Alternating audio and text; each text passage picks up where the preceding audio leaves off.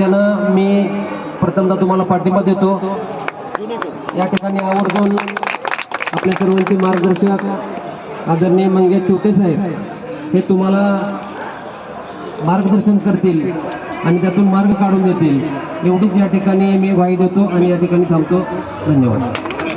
या ठिकाणी आदरणीय धाराशिव जिल्ह्यातील आमदार आदरणीय प्रवीण स्वामी साहेब स्वतः एक हाडाचे शिक्षक आहेत आणि ते देखील आपल्याला पाठिंबा देण्यासाठी आलेले आहेत। मित्र दोन्ही भूमिकेमध्ये अडसूळ सर आज प्रोटोकॉलनुसार माझ्या आमदार महोदयांना विनंती की माझ्या नंतर आपण बोलावं, कारण आपण आम्हाला सिनियर आहात। या ठिकाणी मी ज्यावेळी आपले सहकारी मला या ठिकाणी भेटले आणि त्यांनी सांगितलं की पवित्र पोर्टल अभियोग्यता व बुद्धिमत्ता चाचणी भरती प्रक्रिया जलद पार पडताना आमच्या मागण्यांचा विचार करण्याच्या संदर्भामध्ये महाएल्गार आंदोलन सुरू आहे।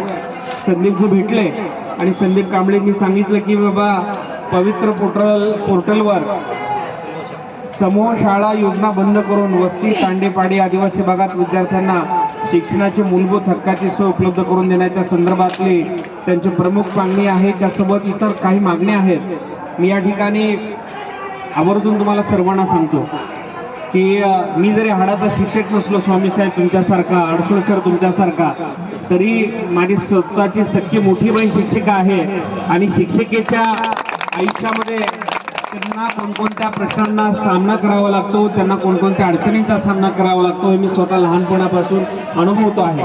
आणि म्हणून मी देखील आज तुमच्यातलाच एक सहकारी म्हणून या ठिकाणी आलेलो आहे।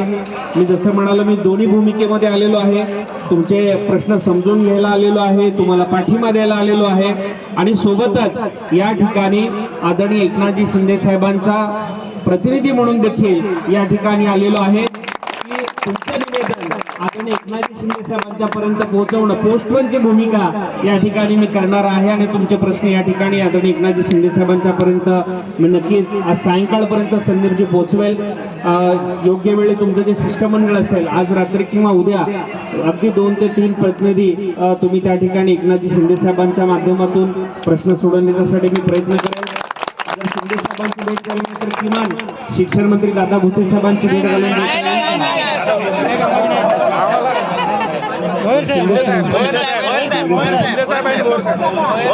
ठीक आहे। मी एवढंच या ठिकाणी सांगतो की मी तुमच्यातलाच एक आहे आणि जाता जाता एवढंच सांगतो की तुमच्या सगळ्या शिक्षक बांधवांच्यासाठी मी जे आरोग्य सेवेमध्ये काम करत आहे त्या अनुषंगानं धर्मवीर आनंद दिघे साहेबांच्या नावे शिक्षक कुटुंब कल्याण योजना आपल्या सगळ्यांच्या आरोग्यासाठी आम्ही आणण्याचा पूर्ण प्रयत्न करत आहे।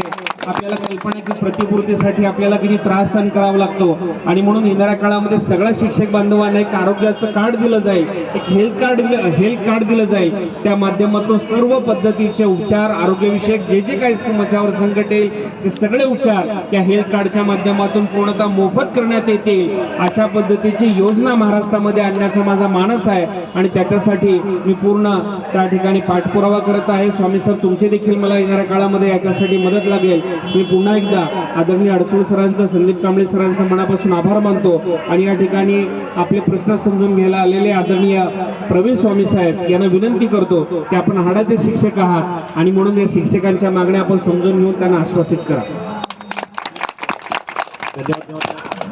महाएल्गार आंदोलन या माध्यमातून आपण या ठिकाणी जो महामोर्चा आयोजित केलेला आहे त्याला पहिल्यांदा मी प्रवीण स्वामी, शिवसेना उद्धव बाळासाहेब ठाकरे गट आणि माझ्यासोबत शिवसेना पक्ष, आता आदरणीय चोटे साहेब देखील आहेत, ते तर शिंदे साहेब या कामात आमची युती आहे।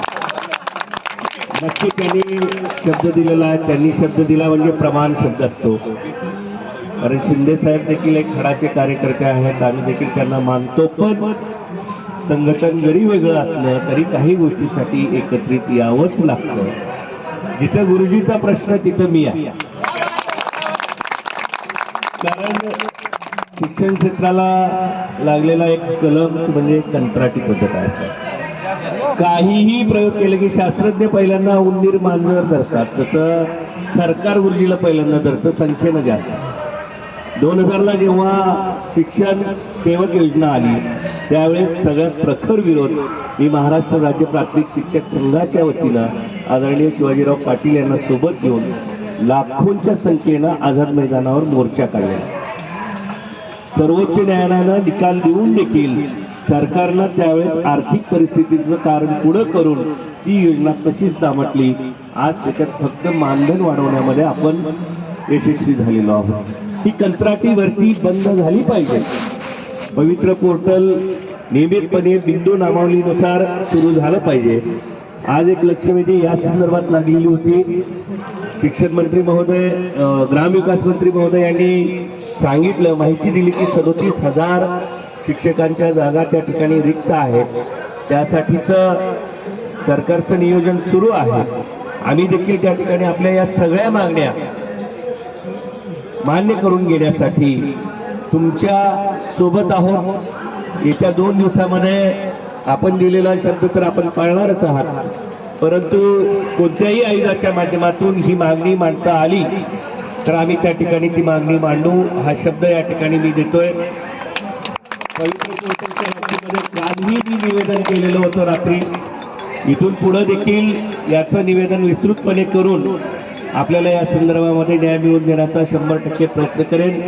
कारण सत्तेतले आपले सगळे मित्र त्या ठिकाणी याविषयी एकत्र येणार आहेत असं त्यांनी सांगितलेलं आहे. त्यांच्या वतीनं देखील या ठिकाणी मी अभिवादन देऊन थांबतो. धन्यवाद. जय हिंद, जय महाराष्ट्र.